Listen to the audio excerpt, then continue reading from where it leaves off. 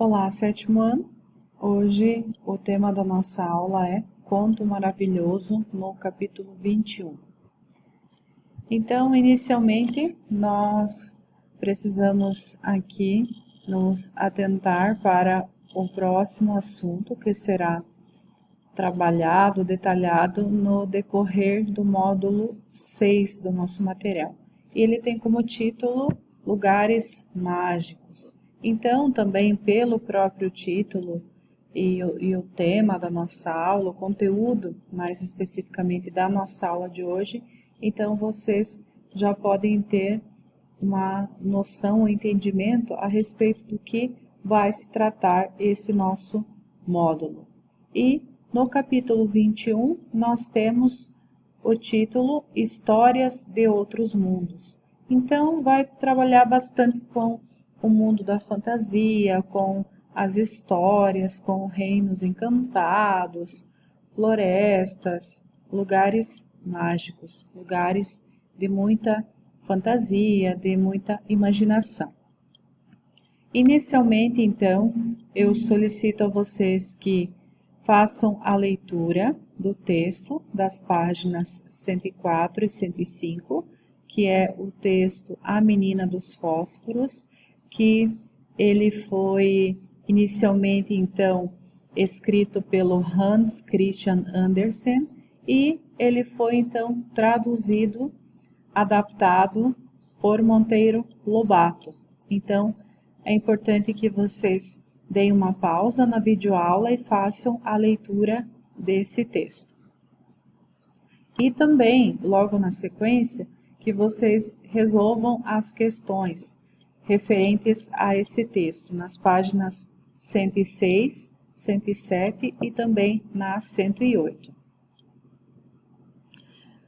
E após vocês fazerem a análise desse texto, vocês resolverem as questões, nós temos alguns aspectos relacionados ao conto maravilhoso que precisam ser tratados. Então, o conto maravilhoso é aquele que relata histórias que envolvem elementos mágicos que não podem ser explicados no mundo real. Então, o texto que vocês leram, A Menina dos Fósforos, ele apresenta alguns aspectos que, se nós formos analisar, eles não são possíveis e também não podem ser explicados no mundo real, ou seja, são histórias, são enredos que envolvem elementos mágicos. Então, é uma das características do conto maravilhoso. Eles também fazem parte dos textos narrativos, ou seja, narram uma história e caracterizam-se por apresentar um enredo que tem personagens. Essas personagens podem ser representadas tanto por pessoas quanto por animais e até mesmo objetos.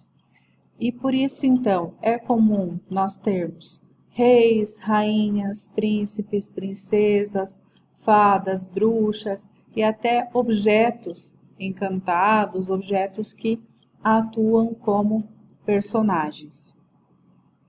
Quando se elabora, quando se escreve um conto maravilhoso, as personagens são descritas através das suas características físicas e também psicológicas, e o comportamento que elas apresentam pode nos revelar muito sobre elas.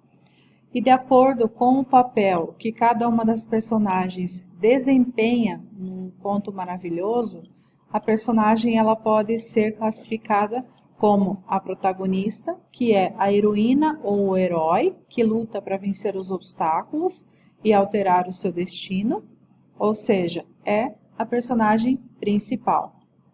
E o antagonista, que é qualquer um que se oponha à heroína ou ao herói, ou seja, ao protagonista. Então, o antagonista é aquele que é contra, que se opõe em relação ao herói ou à heroína. Temos ainda as personagens secundárias, que são aquelas que têm uma participação um pouco menor no desenrolar da história. O texto narrativo, ele situa-se no tempo, no espaço, e os contos maravilhosos, eles podem se passar em outra época, em outro universo. Então é possível que os fatos ocorram em castelos, em florestas encantadas, em reinos distantes, terras fantásticas. Por quê? Porque eles são mágicos. Então, por essa razão, dá para se dizer que tudo é possível quando se trata de um conto maravilhoso. E em relação ao surgimento do conto maravilhoso, acredita-se que eles tenham nascido na Idade Média, na época em que havia reis, rainhas, mas também muita miséria, e por isso então que se explica a origem humilde dos protagonistas dos contos que foram apresentados no decorrer deste capítulo. E, assim, quando se trata de um texto, e principalmente um conto que é passado de geração para geração, as histórias, muitas vezes, elas não se mantêm totalmente fiéis à versão original. Então, algumas alterações podem ocorrer, de acordo com a época, de acordo com os costumes locais, esses textos podem sofrer algum tipo de adaptação, algum tipo de alteração.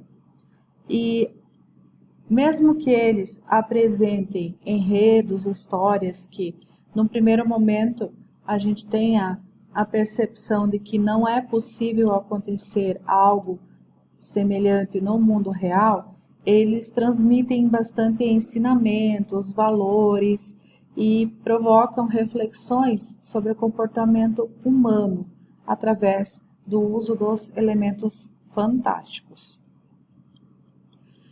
Quando se produz, quando se escreve um conto maravilhoso, a linguagem segue a norma padrão, os verbos geralmente eles também são conjugados no passado, pois eles fazem referência a histórias antigas. Então, aqui tem-se o entendimento de que é algo que já aconteceu, ou seja, baseado em alguma situação, enfim, que teria ocorrido, é por isso que o verbo então é conjugado no passado. As histórias podem ser narradas em primeira pessoa por um narrador personagem, ou seja, um narrador que também participa dessa história, mas também é algo bem comum que essas histórias elas sejam desenvolvidas em terceira pessoa, ou seja, que o narrador é observador, ele apenas conta, ele apenas narra os fatos e não participa da história. E quando nós temos essa possibilidade de primeira ou terceira pessoa e o modo como uma história é narrada, essas possibilidades elas são chamadas de foco narrativo. Então, quando se fala assim, qual é o foco narrativo desse texto? É para nós entendermos, para nós identificarmos. É um texto narrado em primeira pessoa, que possui um narrador personagem, ou é um texto narrado em terceira pessoa, em que o narrador apenas observa os fatos? Então, quando trata-se do foco narrativo, é essa a característica que nós estamos tratando. E a pergunta: os contos maravilhosos e os contos de fadas são a mesma coisa? Então, o que nós podemos dizer sobre isso? Eles têm alguns elementos em comum, como a magia, o encantamento, porém, eles têm algumas diferenças também. Os contos maravilhosos retratam desafios relacionados às dificuldades socioeconômicas e à vida cotidiana das personagens, ou seja, é mais relacionado então à questão financeira, à questão socioeconômica das personagens em si. Agora, quando se trata dos contos de fadas, nós temos um processo de autodescoberta, ou seja, uma transformação pessoal da personagem. Não é o aspecto econômico que é levado em conta. Então, nós temos essa diferença.